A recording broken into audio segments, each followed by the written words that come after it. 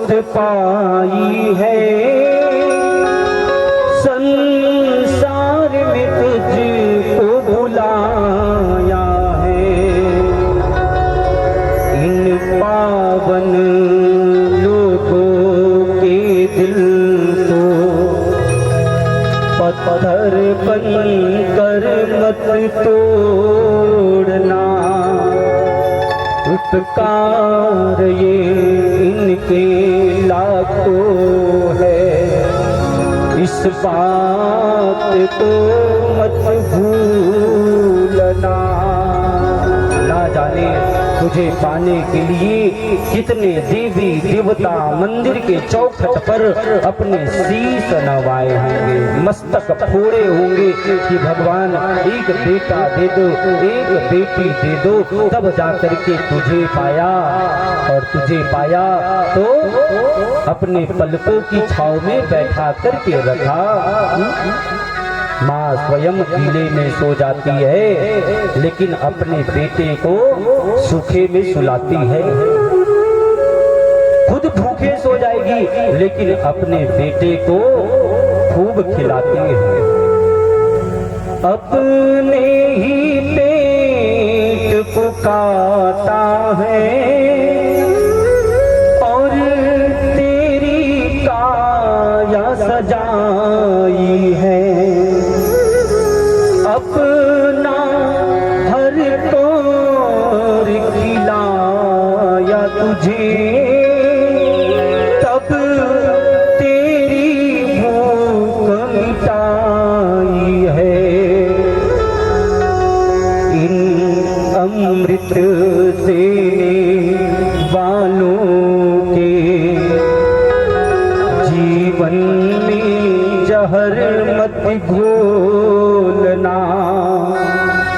उपकार ये इनके लाखों है, इस बात को मत भूलना। जो बेटा अपने माँ बाप को घर से बाहर निकाल देते हैं मेरे भाई बहन, वृद्धा आश्रम में डाल दिए हैं, और वहीं कहीं से बेटा कहीं से चल करके आ रहा था, बाजार से आ रहा था, और रास्ते में माँ बाप खड़े हैं, बेटा अचानक पत्थर से फिसल करके गिर जाता है। तो माँ बाप क्या करते जानते हो? दौड़ करके जाते हैं और अपने बेटे को उठाते हैं। उस समय ये नहीं सोचते कि अरे ये वही बेटा है जो हमको घर से बाहर निकाल दिया है, आज इनको उठाने से क्या मतलब। नहीं मेरे भाई बहन, माँ बाप का प्यार, माँ बाप का प्रेम ऐसा होता है कि तुम उसके ऊपर अनेकों अत्याचार करो, उनको कष्ट दो, उनको दुख दो, लेकिन उनका प्रेम कभी आपके लिए कम नहीं होता है मेरे भाई बहन, बल्कि उनका प्रेम तो बढ़ता जाता है, बढ़ता जाता है। जो चीज तुमने मांगी है कुछ तुमने पाया है। माँ हमारी हर जिद को तो मानती है, बच्चे होते हैं, माँ ये दो, माँ वो दो, माँ बिस्किट खानी है, हाँ बेटा, माँ पेन चाहिए, कॉपी चाहिए, माँ ये चाहिए, माँ ये खिलौना चाहिए। माँ के पास कुछ भी नहीं है तो 4 दिन कमाने के लिए चली जाएगी कि बेटा ने कहा है कि माँ मेरे लिए एक नया साइकिल खरीद दो, तो माँ दिन और रात करके अपने बेटे की उस वस्तु को खरीदने के लिए इतना मेहनत करती है। अपना सुख बिल्कुल देखती नहीं है और अपने बेटे का ही सुख उनको अपनी आंखों के सामने नजर आता है मेरे भाई बहन। जो चीज भी तुमने मांगी है वो सब कुछ तुमने पाया है। हर जिद को लगाया सीने से, बड़ा तुमसे स्नेह जताया है। इन प्यार लुटाने वालों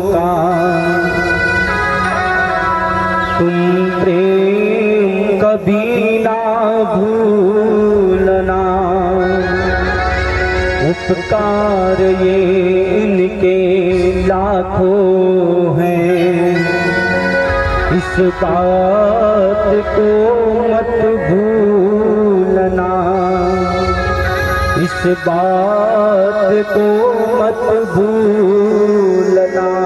माँ बाप से बढ़कर के और कोई बड़ा देवता नहीं है मेरे भाई बहन, इसलिए सबसे पहले अपने घर के माँ बाप को आप प्रसन्न कर लीजिए। अगर वो प्रसन्न हो गए तो वो ऊपर वाला देवता भी सदैव आपके लिए प्रसन्न हो जाता है। और आज परीक्षित जी महाराज कलयुग को यही उत्तर बताए कि महाराज ये कुछ और नहीं बल्कि तुम्हारा ही तो प्रभाव है, कलयुग का प्रभाव है, जहाँ पर माँ बाप के ऊपर लोग अत्याचार करते हैं, अत्याचार बढ़ जाता है।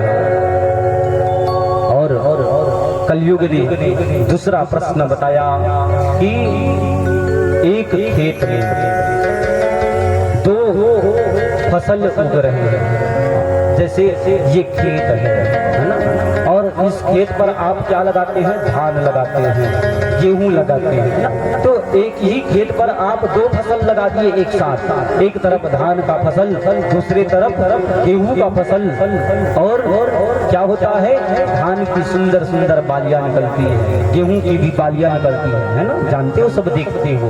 तो एक बार ऐसा हुआ कि जो धान का फसल है, धान का पौधा है, उसमें गेहूं की बालियां निकल रही है, और जो गेहूं का फसल है, गेहूं के पौधे हैं, उसमें धान की बालियां निकल रही है। बताइए ये क्या है, बताइए परीक्षित महाराज क्या है ये? यह भी कलयुग का ही प्रभाव है मेरे भाई बहन, है ना। आज यही तो चल रहा है, वंश परिवर्तन है ना? ब्राह्मण के घर की लड़की शूद्र के घर में चली जाती है, शूद्र के घर की लड़की ब्राह्मण के घर में चली जाती है, ये वंश परिवर्तन और कलयुग में तो खूब आजकल हो रहा है।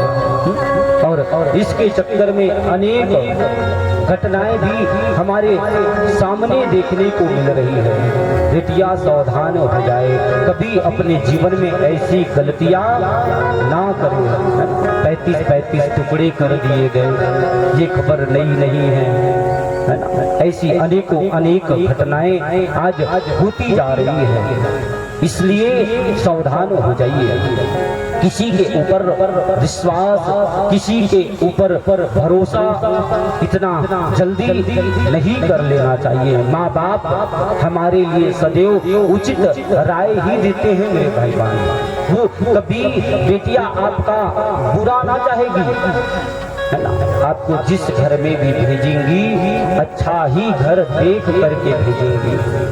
और हमने तो देखा है जिसने भी ये गलती की है आज जीवन में केवल और केवल पछतावा के अलावा और कुछ भी नहीं है ना। माँ बाप ने कितना प्रेम से आपको पाला, लालन पालन पोषण किया, और उनके ही ममता को आप तोड़ करके, माँ बाप को छोड़ करके एक दूसरे के प्रेम में ऐसा फंस जाती हो, बंधन में ऐसा फंस जाती हो कि माँ बाप को छोड़ करके रोते बिलखते चली जाती हो। ये बिल्कुल उचित नहीं है ना। धर्म की मर्यादा है कि हम जिस कुल में जन्म लिए हैं उसी कुल में हमारा विवाह हो तो ज्यादा उचित है ना। वंश परिवर्तन से संत जन तो कहते हैं कि इससे जो पुत्र होता है और पुत्र होने के बाद भी अगर वो हमारा अंत्येष्टि क्रिया करता है तब हमको कोई फायदा मिलने वाला नहीं है। उनके द्वारा किया गया जो कर्म है उसको हमारे पितर भी प्राप्त नहीं करते हैं। इसीलिए तो आज लोगों के घर में सबसे ज्यादा क्या हुआ है महाराज जी, हमारे घर में बड़ा कष्ट रहता है, बड़ा दुख रहता है, तो क्या होगा जी, तुमने तो गलत किया है। हाँ? तुम्हारे कुल में कोई बचा ही नहीं जो पितर को प्रसन्न कर पाए, पितर को होम धूप दे पाए, तर्पण कर पाए। आपने तो गलत कदम उठाया ना, इसलिए आज पितृ रुष्ट हो गए, तो आपके घर के ऊपर पितृ दोष लग गया है। अब ये वंश वृद्धि होने वाली नहीं है, 2-4 पीढ़ी चलेगी और ये आपका वंश ही समाप्त हो जाएगा। और बचना चाहते हैं तो इस पर सामाजिक रूप से रोक लगाना अति आवश्यक है मेरे भाई बहन।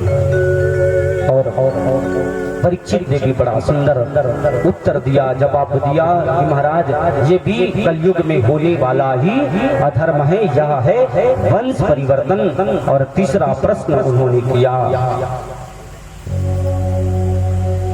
एक गाय है, गाय का बछड़ा है, बछड़ा गाय का दूध पान करती है, स्तन पान करती है, लेकिन बड़ा अचंभा हुआ एक बार। कैसा अचंभा कि बछड़े का दूध जो है गाय पान कर रही है। महाराज बताइए ये क्या है?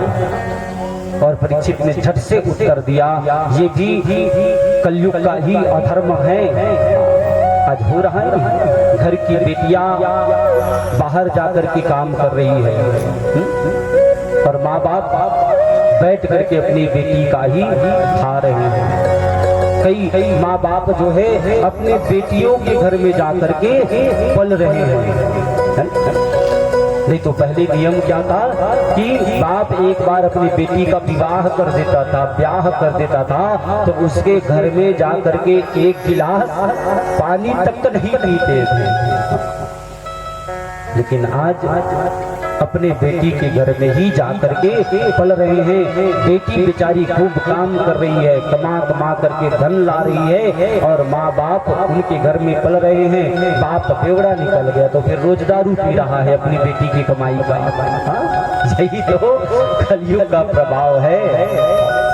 और चौथा प्रश्न, एक बहुत बड़ी शिला है, सोने बहुत बड़ा, और एक छोटा सा सिक्का चांदी का शिला है, छोटा सा सिक्के के बराबर, और उसी में वो बड़ा सा सोने का पत्थर जो है टिका हुआ है। बताइए महाराज ये क्या है? आप लोग भी देखे होंगे, है नहीं?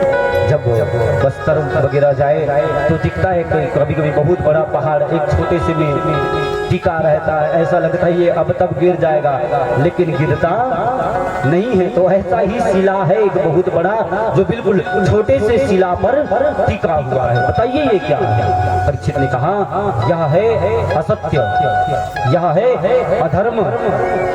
और ये टीका किस पर है? तो बोले सत्य पर, है ना। अधर्म कितना बड़ा क्यों ना हो जाए मेरे भाई बहन, अधर्म असत्य जो है कितना धर्म को दबाने का प्रयास क्यों ना करे, सत्य को दबाने का प्रयास क्यों ना करे, लेकिन सत्य कभी छिपने वाला नहीं है, धर्म कभी दबने वाला नहीं है। एक दिन सत्य जो है सामने प्रकट हो ही जाता है। आज हमारे धर्म को लोग कितना दबाने का प्रयास कर रहे हैं।